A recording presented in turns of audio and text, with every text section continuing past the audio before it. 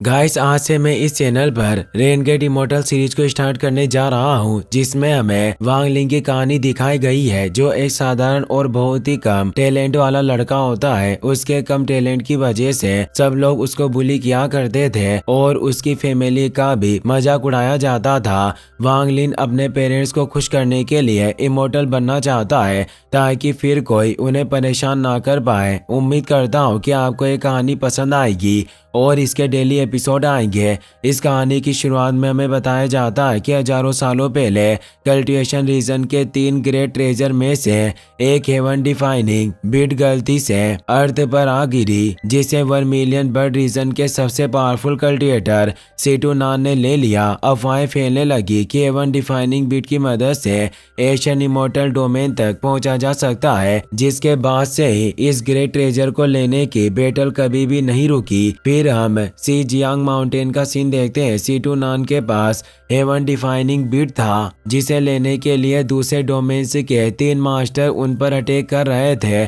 First master situ नान को चट्टानों के बीच में फंसा देते हैं। सेकंड मास्टर अपनी आइस पावर की मदद से उन चट्टानों को फ्रीज कर देती है, मगर सीटू नान उन चट्टानों को तोड़कर बाहर निकल जाते हैं। फर्स्ट मास्टर सीटू नान से कहते हैं कि हेवन डिफाइनिंग बिट ऐसी चीज नहीं है जिसे तुम संभाल सको, और ये तुम्हारे किसी काम की नहीं है। बेहतर होगा कि तुम हेवन डिफाइनिंग बिट को हमारे हवाले कर दो। सीटू नान कहते हैं कि बकवास करना बंद करो, तुम सब इस बीट के लिए फाइट कर रहे हो तो जाहिर सी बात है कि ये कोई खास चीज है, इसीलिए कुछ भी हो जाए पर मैं तुम्हें बीट नहीं दूंगा। इससे तीनों मास्टर्स को काफी गुस्सा आता है। वो अपनी जायंट बॉडीज को एक्टिवेट कर लेते हैं और अपनी पावर कंबाइन करके सीटू नान पर अटैक करते हैं, जिसकी वजह से सीटू नान वर्मिलियन बर्ड के स्टेचू पर जाकर गिरते हैं और उन्हें काफी चोट लगती है। वो कहते हैं कि मैं वर्मिलियन बर्ड रीजन की 2nd जनरेशन का सबसे ज्यादा पावरफुल कल्टिवेटर हूँ। मुझे मारने के लिए दूसरे डोमेन्स के मास्टर्स यहाँ आए।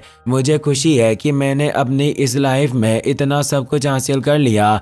3 मास्टर से दोबारा अपनी पावर कंबाइन करके सीटू नान पर अटैक करते हैं, जिससे उन्हें काफ़ी तकलीफ होती है। सेकंड मास्टर कहती है कि अगर तुम हेवन डिफाइनिंग बिट हमें दे दो तो हम तुम्हें जिंदा छोड़ देंगे। सीटू नान गुस्से से कहते हैं कि अगर मैंने बिट तुम्हें नहीं दी तो तुम क्या कर लोगे। यह कहकर वो अपनी वर्मिलियन बर्ड को एक्टिवेट कर लेते हैं। सेकंड मास्टर अपने पाइथन को एक्टिवेट कर लेती है और थर्ड मास्टर अपने व्हाइट टाइगर को एक्टिवेट करते हैं। पाइथन और व्हाइट टाइगर बर्ड को पकड़कर डिस्ट्रॉय कर देते हैं, जिसकी वजह से सीटू नान को काफी परेशानी होती है और उनकी हालत खराब हो जाती है। 3 मास्टर सीटू नान को मारने के लिए उन पर अटैक करते हैं, जिसकी वजह से हेवन डिफाइंग बिट उनके हाथों से छूट जाता है और सीटू नान को बहुत दर्द होता है, मगर फिर भी वो जोर जोर से हंसने लगते हैं और अपनी बॉडी से बहुत ही ज्यादा पावरफुल एनर्जी रिलीज करते हैं, जिसकी वजह से 3 मास्टर से दूर हो जाते हैं। सीटू नान एनर्जी में बदलकर हेवन डिफाइनिंग बिट के अंदर चले जाते हैं। 3 मास्टर हेवन डिफाइनिंग बिट को लेने के लिए आते हैं, पर हेवन डिफाइनिंग बिट उनके हाथ में नहीं आता और जमीन पर जाकर गिर जाता है। यह सीन यही कट हो जाता है और हम 1000 साल बाद वांग फैमिली विलेज का सीन देखते हैं और हमें वांग लिन को दिखाया जाता है, जो अपने पेरेंट्स के पास जाता है। उसके फादर वांग तियांशुई वुडन डॉल बनाने का काम करते थे। तियांशुई वांग लिन से कहते हैं कि 8 टाउन और 8 विलेजेस ने इमॉर्टल्स के स्टेचू बनाने के लिए हमें पैसे दिए हैं। 3 दिनों में इमॉर्टल असेंबली होने वाली है और हमें उससे पहले इन स्टेचूज को तैयार करना होगा, क्योंकि असेंबली सिर्फ 3 सालों में एक बार रखी जाती है। वांग लिन की मदर टिंगसू उन्हें खाना खाने के लिए बुलाती है। तियांशुई और टिंगसू खाना खाने लगते हैं, लेकिन तभी वांग फैमिली के मेंबर्स वहां जाते हैं। मेंबर तियांशुई से कहता है कि तुमने इस महीने का ब्याज नहीं चुकाया, इसलिए हमें ना चाहते हुए भी तुम्हारे घर से पैसे लेने होंगे। यह कहकर उसका साथी पैसों की थैली ले लेता है। तियांशुई से कहते हैं कि ये पैसे मैंने वांग लिन के लिए बचा कर रखे हैं ताकि वो एग्जाम देने के लिए जा सके। तुम मुझे थोड़ा वक्त दो, मैं सारा कर्जा चुका दूंगा। वो मेंबर उनकी बात नहीं सुनता और धक्का मारकर उनको नीचे गिरा देता है। तियांशुई और टिंगसू मेंबर के पैर पकड़कर उससे पैसे वापस मांगते हैं, जिससे वांग लिन को बहुत गुस्सा आता है। वो कहता है कि आपको ये सब करने की जरूरत नहीं है। भले ही मैं एग्जाम देने के लिए नहीं जाऊंगा, पर आप किसी के सामने अपने घुटने मत टेकिए। मेंबर कहता है कि वांग लिन बहुत समझदार है, अब बेहतर होगा कि अगले महीने महीने तुम ब्याज वक्त पर जमा कर दो, वरना मैं तुम्हारे घर पर कब्जा कर लूंगा। यह कहकर वहाँ से चला जाता है। तियाशु कहते हैं कि मैं वांग फैमिली का सेकंड सन हूँ, पर फिर भी फैमिली मुझे इतना परेशान करती है, पर ऐसा कोई नहीं है जो मुझे जस्टिस दिला सके। यह कहकर वो रोने लगते हैं। टिंगसू वांग लिन से कहती है कि मुझे अफसोस है कि अगले साल तुम रीजन एग्जाम के लिए नहीं जा पाओगे।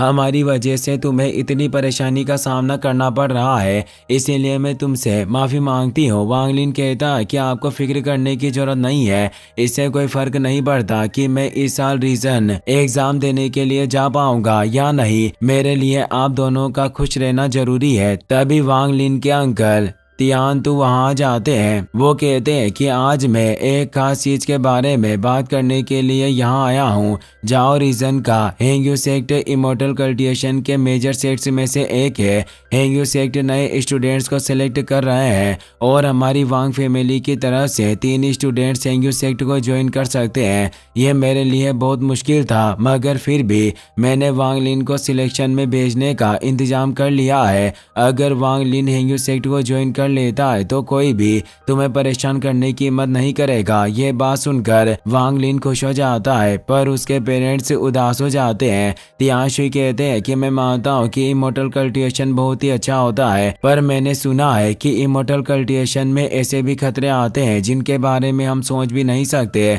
इसलिए मैं वांग लिन को इमोर्टल सेक्ट में नहीं भेज सकता। मैं अपनी वाइफ के साथ मिलकर बहुत सारे वुडन स्टेचूज बनाऊंगा और अगले साल वांग लिन रीजन एग्जाम के लिए भेज दूंगा। जहाँ तक रही कर्जे की बात, भले ही मुझे 10 या 20 साल लगे, पर मैं पूरा कर्जा चुका कर रहूंगा। यह सब बातें सुनकर वांग लिन को बहुत बुरा लगता है। वो अपने पेरेंट्स से कहता है कि पिछले कुछ सालों में मैंने जरा भी आलस नहीं किया है और दिन रात काम किया, पर हमारी फैमिली की किस्मत खराब है जिस वजह से हम आगे नहीं बढ़ पा रहे। अब मैं नहीं चाहता कि दूसरे लोग भी आपको परेशान करें और आपको ये सब बार बार झेलना पड़े। जब हमारी लाइफ इतनी ज्यादा हार्ड है तो मैंने फैसला ले लिया है कि मैं इमोर्टल सेक्ट में जाकर इमोर्टल कल्टिवेशन करूंगा ताकि हम सब खुश रह सके। ये बातें सुनकर उसके पेरेंट्स एकदम चुप हो जाते हैं। वांग लिन कहता है कि मैं प्रॉमिस करता हूँ कि मैं आपको निराश नहीं करूंगा और अब जब मैंने सबसे हार्ड पाथ को चूज कर लिया है तो मैं अपनी जान पर खेलकर कामयाब होकर रहूंगा। यह कहकर अपने घुटनों पर बैठकर अपने पेरेंट्स को रेस्पेक्ट देता है। तियाशुई टिंगसू और वांग लिन के साथ वांग फैमिली के मेंशन की तरफ चले जाते हैं। वो कहते हैं कि जब हम मेंशन छोड़कर आए थे तो मैंने कभी भी नहीं सोचा था कि मैं दोबारा इस मेंशन में जाऊंगा, मगर अब जब तुम सिलेक्शन के लिए जा रहे हो तो मैं तुम्हें बताना चाहता हूँ कि तुम्हें किसी को भी परेशान नहीं करना है और अगर तुम्हें कोई कुछ कहे तो चुपचाप उनकी बातें सुन लेना चाहिए, क्योंकि इस वक्त सब लोग तुम्हारा मजाक उड़ाकर तुम्हें परेशान करेंगे। यह कहकर वो तीनों मेंशन के अंदर चले जाते हैं। वांग जुओ वांग लिन से कहता है कि जब इमोर्टल्स स्टूडेंट्स चूज करते हैं तो वो उनमें इमोर्टल बनने की काबिलियत को ढूंढते हैं। क्या तुम्हें यकीन है कि तुम सिर्फ इमोर्टल्स के वुडन स्टेचू बनाकर स्टूडेंट्स बन सकते हो? एक फैमिली मेंबर कहता है कि मैंने सुना है कि हेंग्यू सेक्ट के इमोर्टल दाओ चू वांग जुओ से खुश है और उन्हें इसका टैलेंट बहुत अच्छा लगा। इसी वजह से हमारी वांग फैमिली को 3 स्टूडेंट्स भेजने का मौका मिला है। तभी हेंग्यू सेक्ट के एलीट स्टूडेंट ओमान वहां जाता है। वो वांग जुओ से कहता है कि तुम्हें देखकर लग रहा है कि तुम काफी टैलेंटेड हो। अब मुझे समझ में आ गया कि मार्शल अंकल दाओ जू तुमसे खुश कैसे हुए। यह बात सुनकर वांग जुओ खुश हो जाता है और ओमान को थैंक्स कहता है। वांग लिन और वांग लुओ के साथ वांग हाओ भी सिलेक्शन के जाने के लिए तैयार हो जाते हैं। ओमान 3 फ्लाइंग स्वॉर्ड एक्टिवेट कर लेता है और उन तीनों को अपने साथ चलने के लिए कहता है। वांग ली अपने पेरेंट्स के पास जाता है और अपने घुटनों पर बैठकर उन्हें रेस्पेक्ट देता है। वो कहता है कि मैं सिलेक्ट होने की पूरी कोशिश करूंगा और आप दोनों को भी सेफ रहना होगा। टिंगसू कहती है कि भले ही तुम सिलेक्ट ना हो पर तुम्हारे पास घर है, तुम बस सेफ घर वापस आ जाना जिससे हम दोनों तीनों खुश रहेंगे। ये सब बातें करने के बाद वांग लिन फ्लाइंग स्वॉर्ड की मदद से ओमान के साथ वहां से चला जाता है। कुछ वक्त में वो हेंग्यू सेक्ट की टेरिटरी में पहुंच जाते हैं। माउंटेन पर उन्हें ड्रैगन और दूसरे एनिमल्स मिलते हैं, जिन्हें देखकर वांग लिन खुश हो जाता है। ओमान उन तीनों को सिलेक्शन ग्राउंड में ले जाता है। वहाँ उनकी तरह बहुत सारे स्टूडेंट्स थे। हेंगयू सेक्ट के लीडर हुआंग लोंग 2 एल्डर्स के साथ वहाँ आते हैं। वो कहते हैं कि हमारा सेक्ट हमेशा सिलेक्शन में स्ट्रिक्ट रहा है और बहुत कम स्टूडेंट्स हैं जो सिलेक्शन को पास करके सेक्ट को ज्वाइन कर पाते हैं। इमोर्टल कल्टिवेशन के अंदर जन्मजात टैलेंट बहुत जरूरी होता है, इसलिए फर्स्ट राउंड में तुम सबकी स्पिरिचुअल रूट्स को चेक किया जाएगा। दोनों सेक्ट एल्डर्स अपनी पावर की मदद से स्टूडेंट्स की स्पिरिचुअल रूट्स को चेक करने लगते हैं। उन्हें जिनका टैलेंट ज्यादा अच्छा लगता है वो उसे सिलेक्ट करके एक साइड पर खड़े कर देते हैं और दूसरे स्टूडेंट्स को दूसरी साइड पर खड़े करते हैं। शुरुआत में कोई भी स्टूडेंट सिलेक्ट नहीं हो पाता, सिर्फ वांग जुओ सिलेक्ट होता है, जिससे सब हैरान हो जाते हैं। एल्डर वांग हुओ को चेक करते हैं, उसका टैलेंट बेकार था, पर वो एल्डर को 300 साल पुराना स्क्रिप्चर दे देता है, जिस वजह से एल्डर उसे सिलेक्ट कर लेते हैं। एल्डर वांग लिन को चेक करते हैं, पर उसका टैलेंट भी बेकार था, जिस वजह से वो एलिमिनेट हो जाता है, जिससे वांग लिन को बहुत ही बड़ा सदमा लगता है और वो निराश होकर वहां से जाने लगता है। उसे अपनी फैमिली की बेइज्जती याद आती है और वो बहुत गुस्सा होता है। फिर उसे याद आता है कि ये सिर्फ फर्स्ट राउंड था और अभी एक राउंड बाकी है, इसीलिए वो वहां से नहीं जाता। वांग लोंग कहते हैं कि इमोर्टल बनने के लिए जन्मजात टैलेंट होना जरूरी होता है, लेकिन अगर तुम्हारे अंदर बहुत सारी डेडिकेशन है तब भी तुम एक इमोर्टल बन सकते हो। सेकंड राउंड में हेवनली लीडर से पता चलेगा कि तुम्हारे अंदर हेंगयू सेक्ट का स्टूडेंट बनने की कितनी डेडिकेशन है। तुम्हें हेवनली लीडर का यूज करके सनसेट से पहले इमोर्टल लैंड डिवाइन माउंटेन पर जाना है। अगर तुम सनसेट से पहले डिवाइन माउंटेन पर नहीं पहुंच सके तो तुम सिलेक्शन से बाहर हो जाओगे।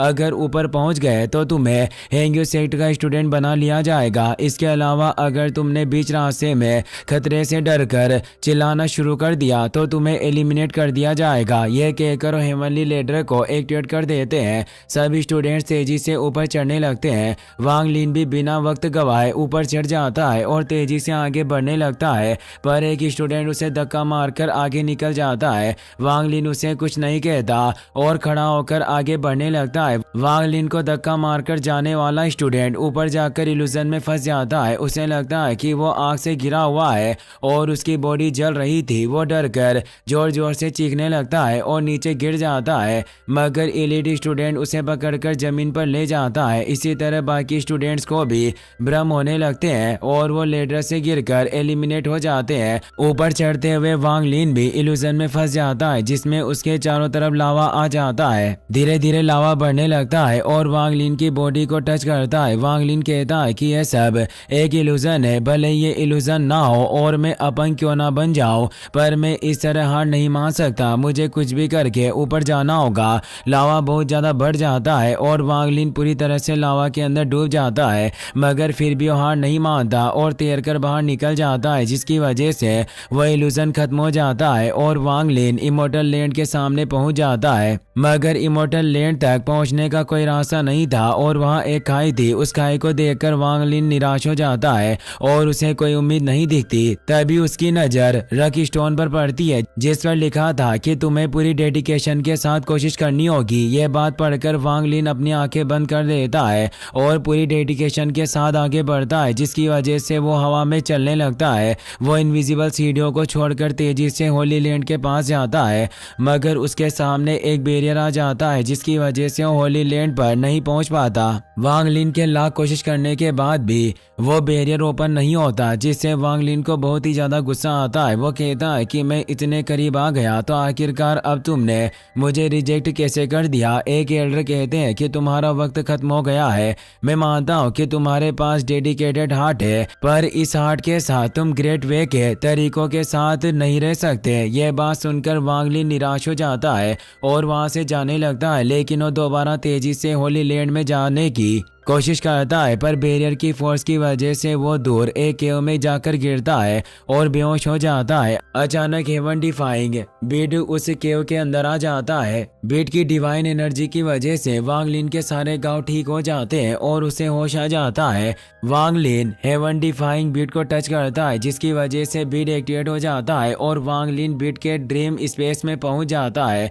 ड्रीम स्पेस के अंदर उसे सीटू नान की नेसेंट सोल मिलती है, जिसे देखकर वांग लिन हैरान हो जाता है, पर उसे कुछ समझ में नहीं आता। सीटू नान जोर जोर से हंसने लगते हैं और कहते हैं कि मेरी फिजिकल बॉडी डिस्ट्रॉय हो चुकी है और मेरे नेसेंट सोल 1000 साल से हेवन डिफाइंग बीट के अंदर कैद है, पर आज आखिरकार मैं यहाँ से आज़ाद हो जाऊंगा। आज मैं तुम्हारी बॉडी को अपने कंट्रोल में कर लूंगा। यह कहकर वो डिवाइन एनर्जी से ट्रांसफॉर्म होकर वांग लिन की बॉडी के अंदर जाते हैं, जिसकी वजह से वांग लिन की सोल उसकी बॉडी से बाहर निकल जाती है, पर किसी वजह से उसकी सोल दोबारा बॉडी के अंदर चली जाती है, जिस वजह से सीटू नान अपनी नेसेंट सोल को उसकी बॉडी में नहीं रख पाते और बाहर निकल जाते हैं। इससे वो हैरान हो जाता है और उन्हें बहुत गुस्सा आता है। वो दोबारा अपनी नेसेंट सोल को वांग लिन की बॉडी में डालने की कोशिश करते हैं, मगर इससे कोई फर्क नहीं पड़ता। वो सिर्फ बार बार उसकी बॉडी के अंदर जाकर बाहर निकल जाते हैं,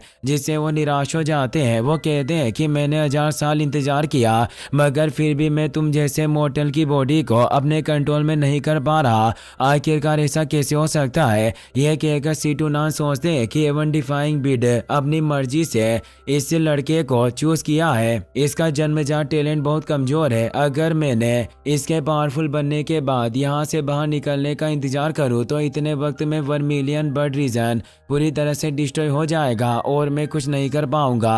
वांग लिन कहता है कि मैं इमोर्टल बनना चाहता हूँ, क्यों ना कल्टिवेशन करने में आप मेरी मदद करें और पावरफुल बनने के बाद मैं आपको यहाँ से आज़ाद कर दूंगा। सीटू नान कहते हैं कि तुम्हारा जन्मजात टैलेंट बहुत कमजोर है, तुम कितनी भी कोशिश क्यों ना कर लो पर एक इमोर्टल नहीं बन पाओगे। इससे वांग लिन को काफी गुस्सा आता है। वो कहता है कि भले ही मैं एक नॉर्मल टैलेंट के साथ पैदा हुआ हूँ, पर इसका मतलब ये नहीं है कि मेरी डेस्टिनी भी नॉर्मल होगी। सीटू नान कहते हैं कि अगर तुम्हें अपने ऊपर इतना ही भरोसा है तो खुद आगे बढ़ने के बारे में सोचो। ये कहकर वो वांग लिन को ड्रीम स्पेस से बाहर निकाल देते हैं। हेंग्यू सेक्ट के स्टूडेंट्स जांग क्वांग और तियान शुई वांग लिन को ढूंढ लेते हैं और उसे सेक्ट में वापस लेकर जाते हैं। वांग लिन को सही सलामत देखकर टिंगसू खुश हो जाती है और उसे हक करती है। मास्टर सुन दाजू वांग लिन से कहता है कि सेक्ट लीडर को तुम्हारा डेडिकेशन बहुत अच्छा लगा, इसीलिए उन्होंने तुम्हें सेक्ट स्टूडेंट बना लिया है। यह बात सुनकर वांग लिन थोड़ा निराश हो जाता है,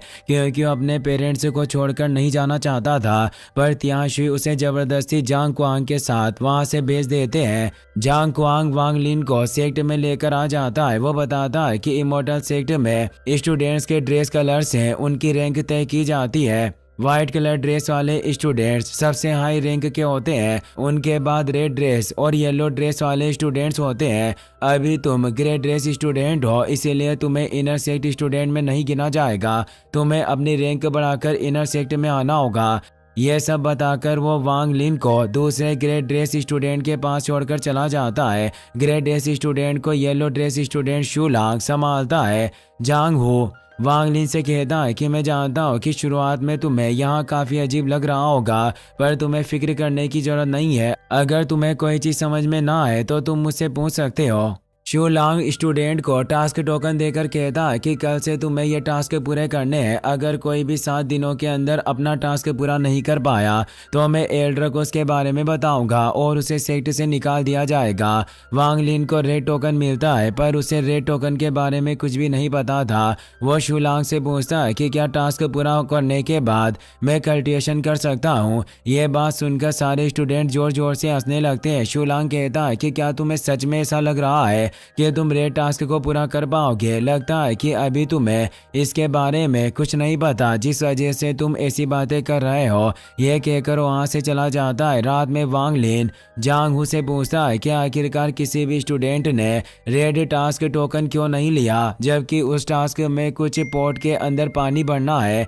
जांग हू कहता है कि तुम्हें कल पता चल जाएगा कि कोई भी स्टूडेंट रेड टास्क क्यों नहीं लेना चाहता। अगली सुबह वांग लिन अपने टास्क के लिए चला जाता है। वहाँ उसे बहुत बड़े बड़े पॉट मिलते हैं, जिन्हें उसे 7 दिन के अंदर पानी से पूरा भरना है। उस पॉट को देखकर वांग लिन हैरान हो जाता है, मगर फिर भी वो हार नहीं मानता और बकेट की मदद से वाटरफॉल से पानी लेकर उन पॉट के अंदर डालता है। दिन भर बकेट उठाने की वजह से वांग लिन के हाथों से खून आने लगता है। वांग लिन को याद आता है कि हेवन डिफाइंग बीड ने उसके घाव ठीक कर दिए थे, इसीलिए वो हेवन डिफाइनिंग बीड को पानी के अंदर डालता है और उस पानी में अपना हाथ डुबोता है, जिससे उसके हाथ ठीक हो जाते हैं। वांग लिन उस पानी को पीता है जिससे उसे काफी अच्छा लगता है और उसे समझ में आ जाता है कि हेवन डिफाइंग बीट की मदद से उसकी पावर बढ़ सकती है। वांग लिन ओस के पानी को एक गोट के अंदर जमा कर देता है और हेवन डिफाइंग बीट को गोट के अंदर डालता है। उस पानी को पीने की वजह से वांग लिन की एनर्जी काफी बढ़ जाती है।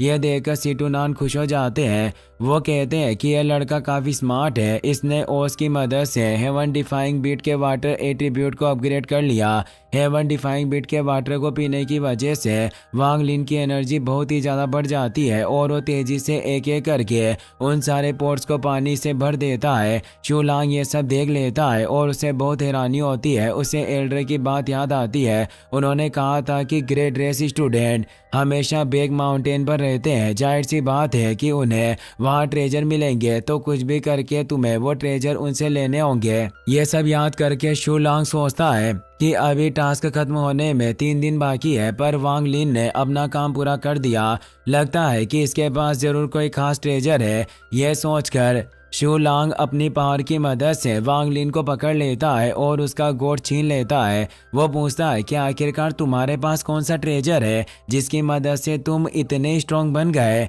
मगर वांग लिन उसे कुछ नहीं बताता, जिससे शूलांग को बहुत गुस्सा आता है और वो वांग लिन को नीचे गिरा देता है। वो कहता है कि जब तक हेंग्यू सेक्ट के अंदर हो तुम मुझसे कोई भी ट्रेजर नहीं छिपा सकते।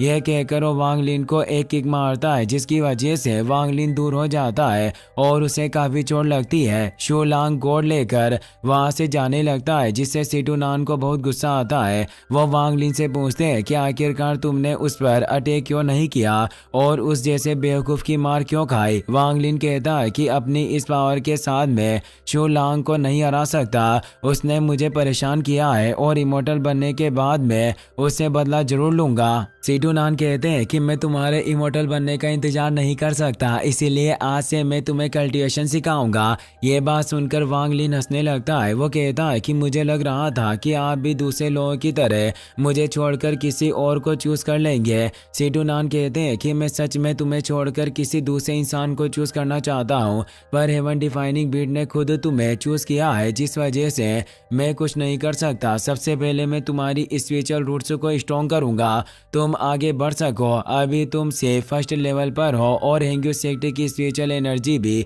इतनी स्ट्रॉन्ग नहीं है, मगर कुछ ना होने से कमजोर एनर्जी होना ही अच्छा है। तुम्हें जितना ज्यादा हो सके उतना ज्यादा ओस को इकट्ठा करना है, क्योंकि ओस की मदद से हेवन डिफाइंग बीट जल्दी से अपग्रेड हो जाएगा। ये सब बातें सुनकर वांग लिन बहुत सारे गोड में ओस इकट्ठी कर लेता है और हेवन डिफाइनिंग बीट को उन गोड्स के अंदर डालता है, जिससे हेवन डिफाइंग बीट के अंदर से स्ट्रॉन्ग एनर्जी रिलीज होकर आसमान में जाती है और उस एनर्जी की वजह से बारिश होने लगती है। हेवन डिफाइनिंग बीट बारिश की बूंदों को जमीन पर गिरने से पहले ही अपने अंदर एजो कर लेता है, जिससे वो दोबारा अपग्रेड हो जाता है। वांग लिन ड्रीम स्पेस के अंदर जाकर कल्टिवेशन करने लगता है। सीटूनान कहते हैं कि कल्टिवेशन के पहले स्टेप में 7 रियल में होती है, जिसमें quick condensation, foundation establishment, core formation, nascent soul, god transformation, soul transformation और एसेंडेंट है। तुम्हें सबसे पहले क्विक कंडेंसेशन को कल्टिवेट करना है। हेवन डिफाइनिंग बीट के अंदर के 10 घंटे बाहरी दुनिया के 1 घंटे के बराबर है, तो तुम ज्यादा वक्त तक यहाँ रहकर कल्टिवेशन कर सकते हो, क्योंकि बीट के अंदर टाइम 10 गुना तेजी से चलता है। यह सब बातें सुनकर वांग लिन कल्टिवेशन करने लगता है, जिससे आसपास की एनर्जी उसकी बॉडी में एजो होने लगती है। 6 महीने बाद सुनदाजू स्टूडेंट चूज के लिए ग्रेट रेस स्टूडेंट के पास आता है। शूलांग बताता है कि कुछ दिनों में प्रोफाउंड दाओ सेक्ट के स्टूडेंट कंपटीशन करने के लिए हेंग्यू सेक्ट में आ रहे हैं, तो मास्टर सुन तुम में से किसी एक स्टूडेंट को येलो ड्रेस स्टूडेंट बनने के लिए चूज करेंगे। यह बात सुनकर सारे स्टूडेंट्स खुश हो जाते हैं और खुद को चूज करने के लिए कहते हैं। सुनदाजू वांग लिन से कहता है कि भले ही तुम्हारा जन्मजात टैलेंट कम है, पर तुम्हारी डेडिकेशन बहुत ज्यादा है, इससे मैं खुश हूँ। तो क्या तुम मेरा स्टूडेंट बनने के लिए तैयार हो? वांग लिन बिना वक्त गवाए हाँ कर देता है, तो सुनदाजू उसे एक स्टोरेज बेज और एलिक्सियर देता है। वांग लिन एलिक्सियर को खा लेता है और सुनदाजू को थैंक्स कहता है। वांग लिन को येलो ड्रेस मिल जाती है। वो अट्रैक्शन फोर्स टेक्निक को मास्टर कर लेता है और क्विक कंडेंसेशन के फर्स्ट लेवल पर पहुंच जाता है। इससे सीटूनान खुश होते हैं और वांग लिन की तारीफ करते हैं। तभी वांग लिन को जांग हू के चिल्लाने की आवाज आती है जो शू लांग के टास्क के बारे में बहस कर रहा था। वो कहता है कि मैं जानता हूँ कि दूसरे स्टूडेंट्स ने तुम्हें ट्रेजर दिया है जिस वजह से तुम मुझे सेक्ट से बाहर निकालना चाहते हो। यह कहकर वहां से जाने लगता है जिससे शू लांग को बहुत गुस्सा आता है। वो अपना नाइफ जांग हू के हाथ में घुसा देता है और लात मारकर उसे दूर गिरा देता है। वो कहता है कि क्या तुम्हें सच में ऐसा लगता है कि मेरे होते हुए तुम सेक्ट लीडर के पास पहुंच पाओगे। ये कहकर वो नाइफ से जांग हू पर अटैक करने लगता है लेकिन वांग लिन स्टोन की मदद से उसका अटैक फेल कर देता है और जांग हू के सामने आकर खड़ा हो जाता है। वो कहता है कि हम सब एक ही सेक्ट के मेंबर हैं, इसीलिए अपनी हद पार मत करो। इससे शू लांग को बहुत गुस्सा आता है और वो वांग लिन से फाइट करने लगता है मगर वांग लिन एक पावरफुल अटैक से उसे दूर गिरा देता है। वांग लिन दोबारा शू लांग पर अटैक करता है जिससे शू लांग को बहुत तकलीफ होती है मगर वो हार नहीं मानता और अटैक को फेल करने की कोशिश करता है। लेकिन तभी जांग हू नाइफ उसकी बॉडी में घुसा देता है और उसे नीचे गिराकर बार बार उसकी बॉडी में नाइफ घुसाता है जिसकी वजह से शू लांग की डेथ हो जाती है। इसी के साथ ये एपिसोड यहीं पर खत्म हो जाता है।